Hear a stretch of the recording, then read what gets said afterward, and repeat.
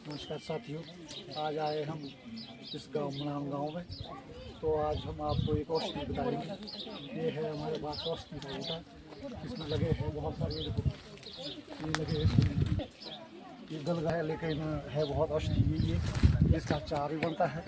और जैसे लोगों को बुखार आएगा, बुखार खांसी जुकाम, इसको ये लेना है, इसको आग में जलाना है, आग में इसको भूनना है। भून कर इसको जब इसका थोड़ा कोयला बनेगा तो इसको काट के और उसमें नमक डाल के फिर इसको खाना है। एकदम बुखार भी ठीक हो जाएगा, खांसी भी ठीक हो जाएगी। ये बहुत ही, और इसका अचार भी बनता है। तो इसलिए इसका इस्तेमाल करिए और आप मिलेंगे आगे नई वीडियो में। जय हिंद साथियों, और हमारे साथ इस तरह जुड़े रहें।